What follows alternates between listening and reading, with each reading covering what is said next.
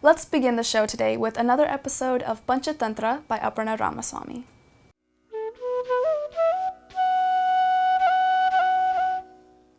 Good morning, I'm Aparna Ramaswamy. Welcome to another narration of the Panchatantra tales. Today's narration is actually a couple of stories that are interwoven: a maiden who's wedded to a snake, and death and the parrot. The first story, there lived in a village an old couple. They had been trying to have children for so long, and the wife was so unhappy, and she kept telling this man, "I don't know what it is we did in our previous births. We don't have children, and I wish we did."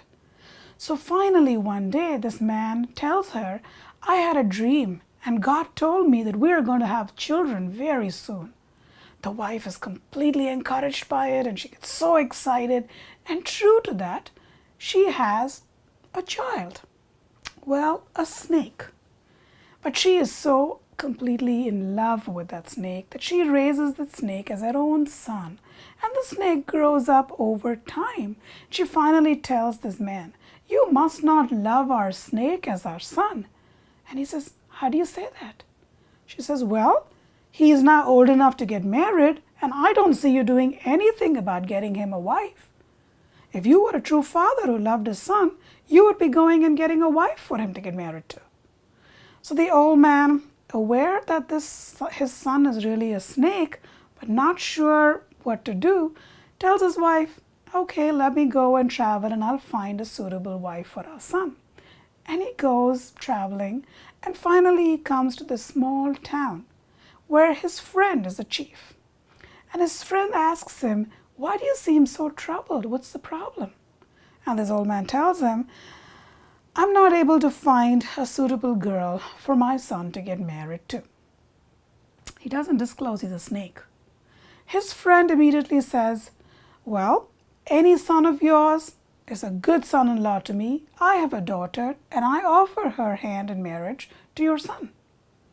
So this man is very happy, takes the daughter, and starts traveling back to his town.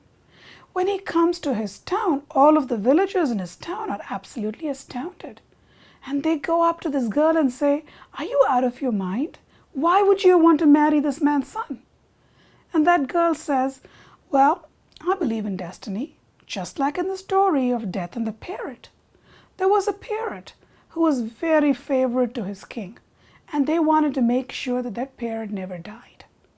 So they went up to the god of death, who can grant that wish, and asked him, 'Can you please give him immortality?' And Yama says, 'Well, go to Time. He's the one who decides.' Time looks at the parrot and says, 'I'm not the one who decides. It's Death who decides. You need to go look at him.' So the parrot and the king go to Death. But the moment the parrot sees Death, he falls over dead. Because it was his destiny that the moment he came face to face with Death, he will die. So the maiden narrating the story says, 'If it's my destiny that I have to get married to this man, I embrace it. And furthermore, my father has given his word, and I'm not about to break that word, so I'm going to get married to this man.'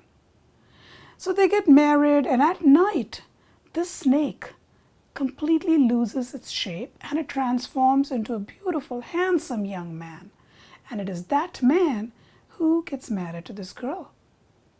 And finally one night, the old man who sees what's happening when the boy is transformed into a man, the snake is transformed into a man, quickly thrashes the body of the snake, and the man is not able to go back to his old form and stays a human. Now the minister who's narrating the story to the king says, "Well, just like in that story, we have a naked mendicant here who says he can travel to the land of the immortals and leave behind his physical body. Let's quickly get rid of his physical body so he will always have the bliss of being able to live in the land of the immortals. You see, we're doing him a favor." And the king immediately listens to the minister, burns the hut with the body in it, and that's the end of the naked man. Now the jackal narrating the story says, ultimately the responsibility of making sure the king is doing the right thing is also the minister's. Just like that minister, do you really think we should be instigating fight between a bull and a lion? Is that the right thing to do? What did the other jackal say back? Please join us back next week for another episode of the Panchatantra. And I'm Aparna Ramaswamy.